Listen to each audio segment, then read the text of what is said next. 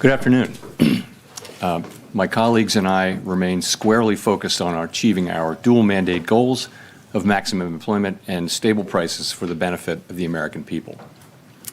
Although some important federal government data have been delayed due to the shutdown, the public and private sector data that have remained available suggests that the outlook for employment and inflation has not changed much since our meeting in September. Conditions in the labor market appear to be gradually cooling, and inflation remains somewhat elevated.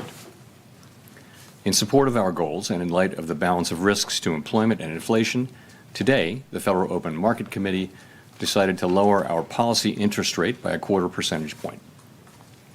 We also decided to conclude the reduction of our aggregate securities holdings as of December 1. I will have more to say about monetary policy after briefly reviewing economic developments.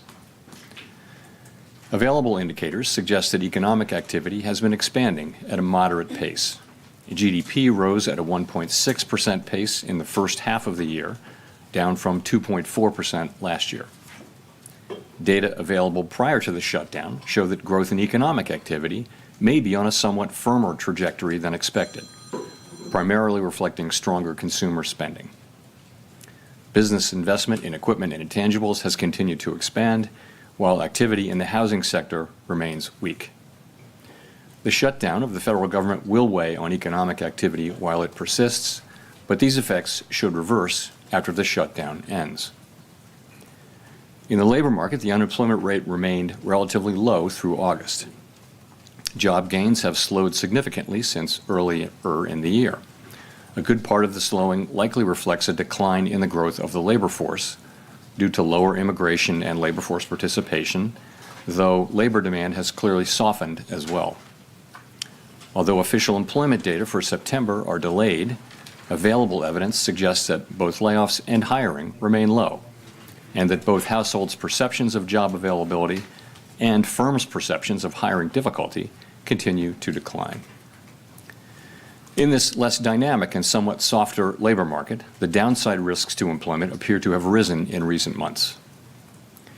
Inflation has eased significantly from its highs in mid-2022, but remains somewhat elevated relative to our 2% longer-run goal.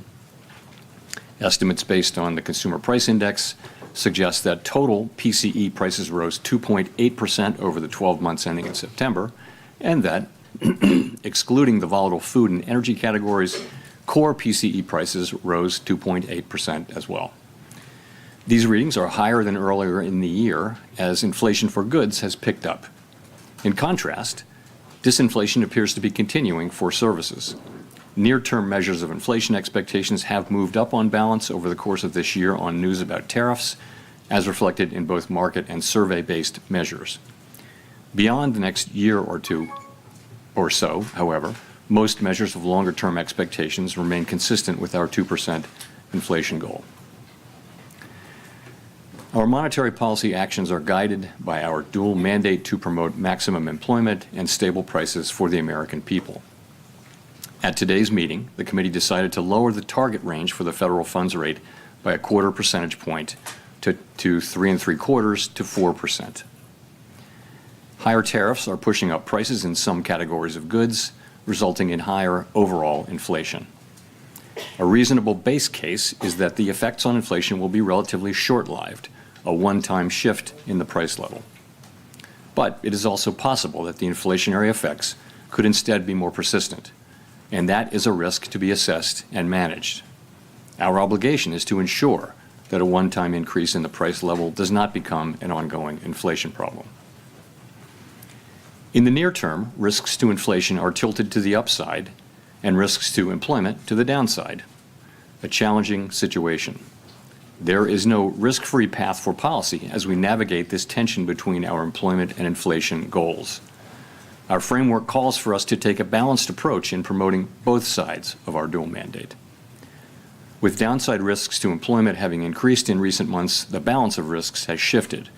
Accordingly, we judged it appropriate at this meeting to take another step toward a more neutral policy stance. With today's decision, we remain well positioned to respond in a timely way to potential economic developments. We will continue to determine the appropriate stance of monetary policy based on the incoming data, the evolving outlook, and the balance of risks. We continue to face two-sided risks.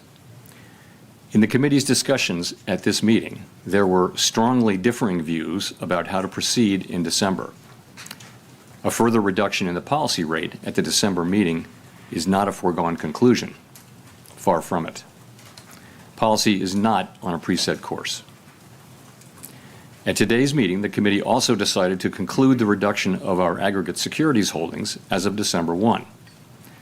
Our long-stated plan has been to stop balance sheet runoff when reserves are somewhat above the level we judge consistent with ample reserve conditions. Signs have clearly emerged that we have reached that standard. In money markets, repo rates have moved up relative to our administered rates, and we have seen more notable pressures on selected dates, along with more use of our standing repo facility. In addition, the effective federal funds rate has begun to move up relative to the rate of interest on reserve balances. These developments are what we expected to see as the size of our balance sheet declined and warrant today's decision to cease runoff. Over the 3.5 years that we've been shrinking our balance sheet, our securities holdings have declined by $2.2 trillion. As a share of nominal GDP, our balance sheet has fallen from 35% to about 21%. In December, we'll enter the next phase of our normalization plans by holding the size of our balance sheet steady for a time, while reserve balances continue to move gradually lower as other non-reserve liabilities, such as currency, keep growing. We will continue to allow agency securities to run off our balance sheet and will reinvest the proceeds from those securities in Treasury bills, furthering progress toward a portfolio consisting primarily of Treasury securities. This reinvestment strategy will also help move the weighted average maturity of our portfolio closer to that of the outstanding stock of Treasury securities, thus furthering the normalization of the composition of our balance sheet. The Fed has been assigned two goals for monetary policy: maximum employment and stable prices. We remain committed to supporting our maximum employment, bringing our inflation sustainably to our 2% goal, and keeping longer-term inflation expectations well anchored. Our success in delivering on these goals matters to all Americans. We understand that our actions affect communities, families, and businesses across the country. Everything we do is in service to our public mission. We at the Fed will do everything we can to achieve our maximum employment and price stability goals. Thank you. I look forward to your questions. Nick.